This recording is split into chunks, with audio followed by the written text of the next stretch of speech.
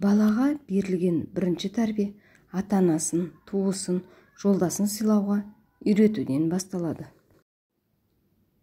Адамгершілікке тәрбиелеу құралы еңбек пен ата-ана үлгісі. Оқыту процесінде қалай болса солай оқытпай, ғылым, білім беру жүйесі сақталу керек. Көп сөйлеген мылжың шын сөзді аз айтады. Тұмсықтының тамағы шоқуменен табылар, өнер білім дегенің оқуменен табылар. Еңбекпен табылған тамақ тәтті әрі сіңімді болады.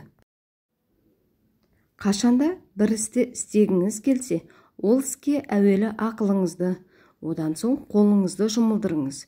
Егерде ақылыңыз дұрыстаса, көзіңіз көріп, жөнін тауып мақұл көрсе, тіліңіз бен қолыңызға ерік беріңіз. Байлық қанағат пен еңбекте. Өнер білім бәрі де оқуменен табылған. Жақсы ой мен жақсы сөз жақсы істерге жетелейді. Маған жақсы мұғалім бәрінен де қымбат, өйткені мұғалім мектептің жүрегі. Аз жұмысты қиынсынсаң, көп жұмысқа тап боласың. Азға қанағат қылмасаң, көптен құр қаласың. Әр нәрсенің сыртына қызықпа, асылы ішінде.